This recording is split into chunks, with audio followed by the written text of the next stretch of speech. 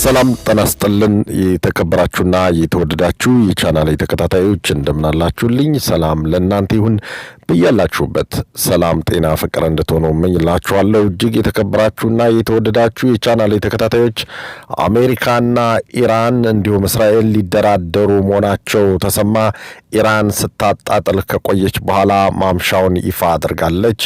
ለመሆኑ አሜሪካና እስራኤል ለኢራን ያስረከቧት ሰነድ ምንድነው? 15 ነጥቦች አሉት። ምን ናቸው የሚሉትን እንመለከታለን። ይህ በእንዲህ እንዳለ እስራኤል የሊባኖሱ አሸባሪ ድርጅት ሂዝቦላ ፈጽሞ እስኪጠፋ ድረስ ደቡብ ሊባኖስን እቆጣጠራለሁ ብላለች። ይህንም ተከትሎ የፈረንሳይና የካናዳ መንግስት ቁጣቸውን በእስራኤል ላይ እያሰሙ ይገኛሉ። በተጨማሪም የሊባኖስ መንግስት የኢራንን አምባሳደር ከሊባኖስ ማባረሩ ተሰምቷል። አሜሪካ ተጨማሪ 2000 የ82ኛውን አየር ወለድ ወታደር ወደ መካከለኛው ምስራቅ ትልካለች። እንዲሁም ደግሞ በኩዌት አየር ማረፊያ ላይ ኢራን ባደረሰችው የሚሳኤል ጥቃት አውሮፕላን ጣቢያው አካባቢ አየር ማረፊያው አካባቢ ቃጠሎ ተነስቷል። ይሄንና ሌሎችንም መረጃዎችን ወደ እናንተ አደርሳለሁ። እንዲሁም ደግሞ ሳውዲ አረቢያ ሌቱን በኢራን ሚሳኤሎች ስትደበደብ እንዳደረች ነው የተነገረ። እጅግ የምወዳችሁና የተከበራችሁ የቻናሌ ተከታታዮች ታዲያ እናንተ ውድ ቤተሰቦቼ ይህንን ቪዲዮ ላይክ አድርጋችሁ ብትጀምሩ እንዳልኩት ከዚህ በፊት ለኔ ቪዲዮ ቫይራል እንዲወጣና ለሌሎች ሁሉ ቻናሌ መድረስ እንዲችል ታደርጋላችሁ ማለት ነው። እንዲሁም ደግሞ ሰብስክራይብ ያላደረጋችሁ ሰዎች ሰብስክራይብ አድርጉ። ዕውቀት አይጠላም። በሁሉም ቦታ ኢንፎርሜሽን ማወቅ አስፈላጊ ስለሆነ እኔ ይጠቅማችኋል ብዬ የማስበውን ነገር ወደ እናንተ አደርሳለሁ። እናንተ ደግሞ ስለዚህ በእንደዚህ በኩል እንድትተባበሩ በአክብሮት እጠይቃለሁኝ። በቀጥታ አሁን ወደ አሜሪካና የኢራን እንዲሁም የእስራኤል ድርድር ዛሬ የወጣ ዜና ነው፣ ትኩስ ዜና ነው። እሱን ወደ እናንተ አደርሳለሁ። በእርግጥ አንዳንድ ቻናሎች ዘግበው ታይቻለሁ። ለመሆኑ ኢራንና አሜሪካ ያወዛገባቸው ነገር ምን ነበር? አሜሪካ እና እስራኤል ከኢራን ምን ይፈልጋሉ የሚለውን አሁን በቀጥታ ወደ እናንተ አደርሳለሁ። ይህን ዜና ያገኘሁት ዋል ስትሪት ጆርናል ከተባለ የአሜሪካ ጋዜጣ ነው። ስለዚህ የአሜሪካ መንግስት ኢራን በመጀመሪያ እንድታደርግ የጠየቀው 3ቱን የኒኩለር ማብላያ ጣቢያዎቿን እንድትዘጋ ነው። እነሱም ናታንዝ፣ ፎርዶና ኢስፋሃን የተባሉትን የኒኩለር ማብላያ ጣቢያዎቿን እንድትዘጋ አሜሪካ በቁጥር 1 ጥያቄ አቀርባለች ማለት ነው። ስለዚህ እነዚህ ናታንዝ፣ ፎርዶና ኢስፋሃን የተባሉ የኒኩለር ጣቢያዎች 3 ፖይንት አድርገው ነው ያቀርቧቸው። በሁለተኛ ደረጃ ኢራን ከዚህ በፊት ያብላላችሁን 450 ኪሎ ግራም የሚጠጋ የዩራኒየም ንጥረ ነገር ወይም ማዕድን ለሶስተኛ ወገን እንድታስረክብ ወይም ለአሜሪካ እንድታስረክብ ተብሏልኝ። በሶስተኛ ደረጃ ኢራን ሁሉንም የባላስቲክ ሚሳኤል የጦር መሳሪያዎቿን ግንባታ እንድታቋርጥ ይጠይቃል ማለት ነው። በተጨማሪም ሁሉም ተዋጊ ቡድኖች ለምሳሌ እንደነ ሐማስ፣ እስላሚክ ጂሃድ እና ሌሎችንም የሽብር ድርጅቶችን ኢራን ማሰልጠኗን ማስታጠቋንና ፋይናንስ ማድረጓን እንድታቋርጥ ለአንዴና ለመጨረሻ ጊዜ የሚጠይቅ ሰነድ ነው። ኢራን የሆርሙዝ ሰርጥን ለሁሉም ዓለም አቀፋዊ ሀገራት መርከቦች ክፍት እንድታደርግ ይጠይቃል ማለት ነው። እንዲሁም ደግሞ የመንግስታቱ ድርጅት የአይኤኢኤ ይባላልኝ የኢንተርናሽናል አቶሚክ ኤነርጂ ኤጀንሲ ነው የሚባለው። ይሄ የተመድ ድርጅት ዋና ዓላማው ሀገራት የኒኩለር ጣቢያዎች ሲኖራቸው የኒኩለር ማብላያ ቦታዎች ሲኖራቸው ያንን እየሄደ ይሄ የኒኩለር ሪአክተር የሚሰራው ምንድነው? ምን እያደረገ ነው?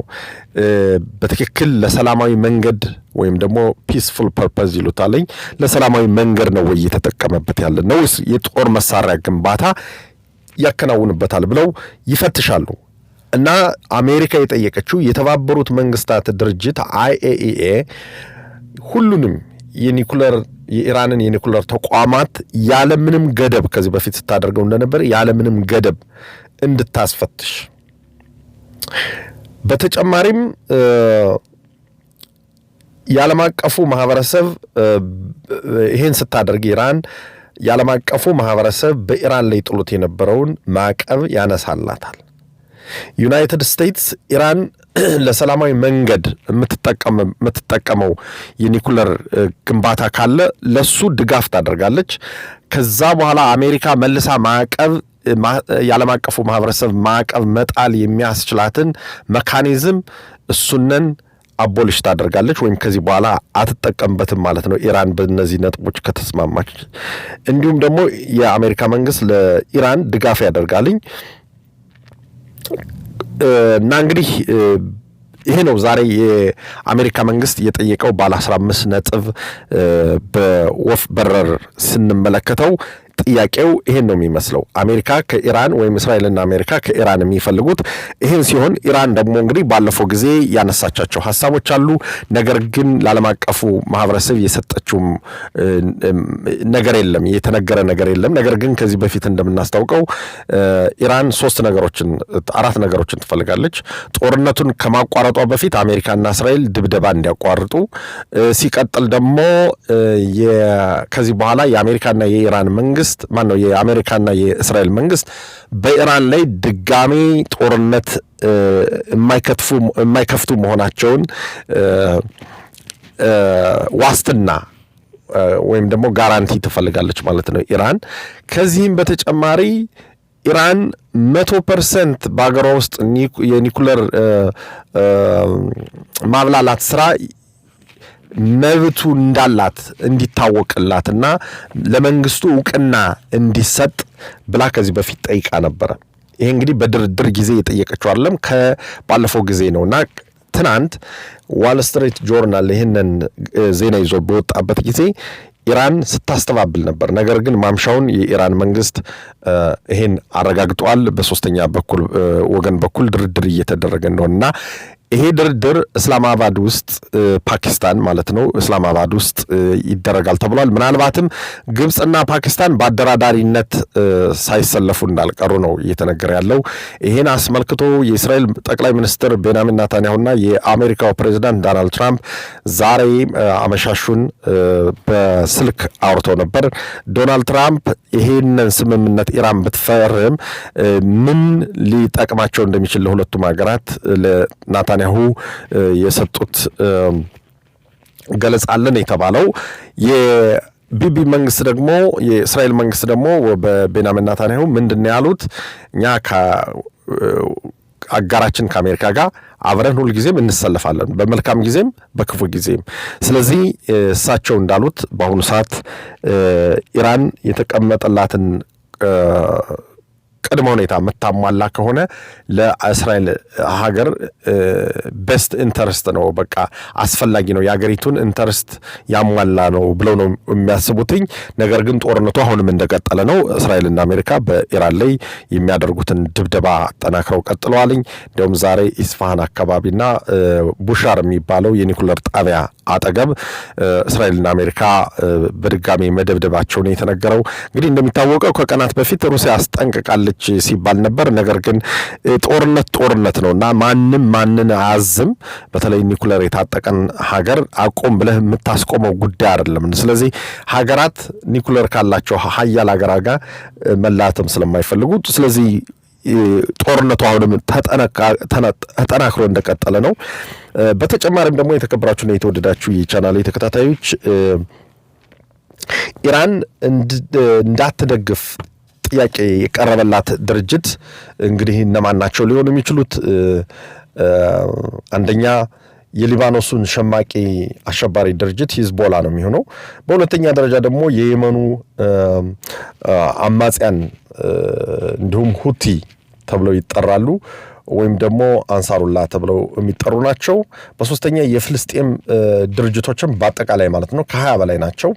የኢራቁን ቃጣይ ሂዝቦላ እንዲሁም ደግሞ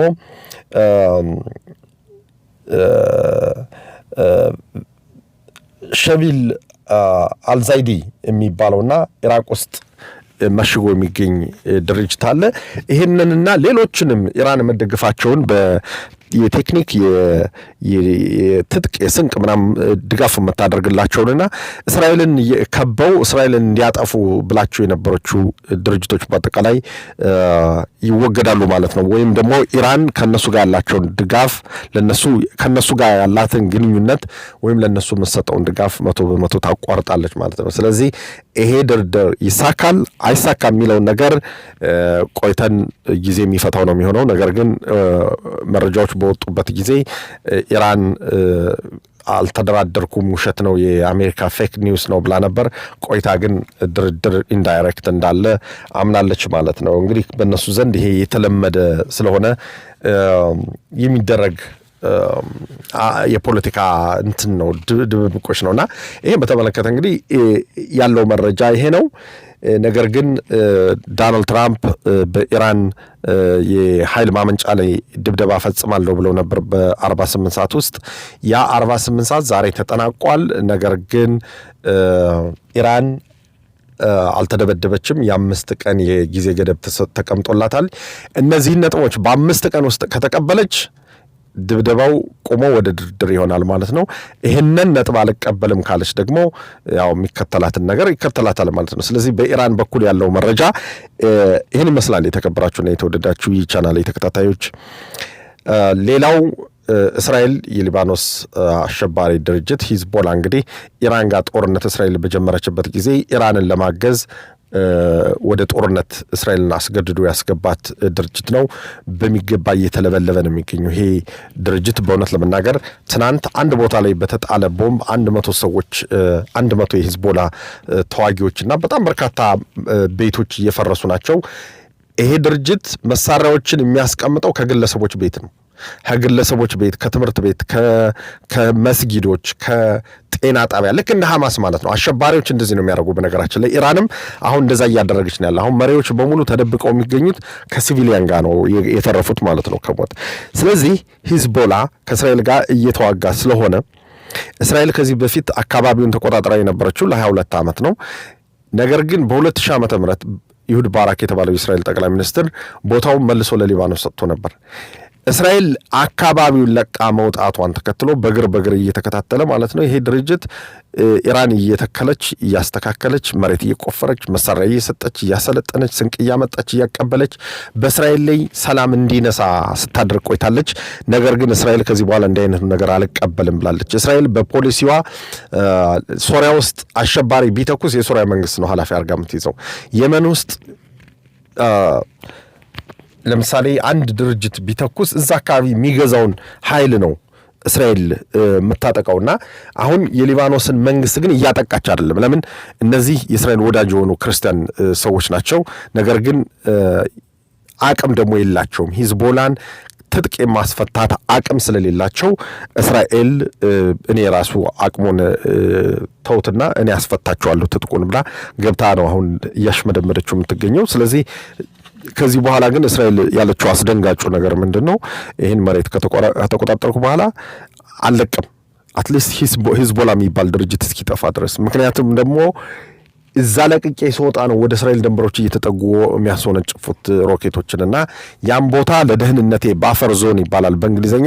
በጠላት እና በአንተ መካከል ክፍት ቦታ መፍጠር ማለት ነው፣ ሌላ አይደለምና ያንን ክፍት ቦታ እኔ ነኝ የምቆጣጠረው ነው የምትል እስራኤል እንግዲህ ደቡብ ሊባኖስን መልሳ ልትቆጣጠረው እንደሆነ ነው እየተነገረ ያለ። ይህንም ደግሞ የእስራኤል መከላከያ ሚኒስትር ሞሼ ካጽ ዛሬ አስታውቀዋል። በተጨማሪም የካናዳና የፈረንሳይ መንግስት ተቃውሟቸውን እያሰሙ ናቸው። የፈረንሳይ መንግስት ፕሬዚዳንት የሆነው ኤማኑኤል ማክሮን ወደ እስራኤሉ አምባሳደር ደውሎ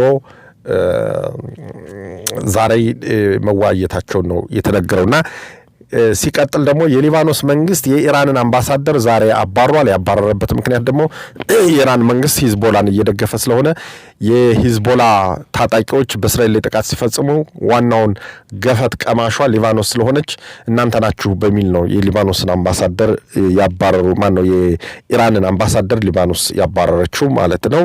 ሲቀጥል ደግሞ የተከበራችሁና የተወደዳችሁ የቻናል ተከታታዮች ኢራን 3 ሚሳይሎችን ወደ ሊባኖስ ተኩሳለች ማለት ነው። 14ኛ ነው 13ኛ ሀገር ሆናለች ኢራን ዛሬ ወደ ሊባኖስ ከተኮሰች በኋላ። ነገር ግን የተተኮሰው ሚሳኤል በአሜሪካ ባህር ኃይል መክሸፉ ነው የተነገረው።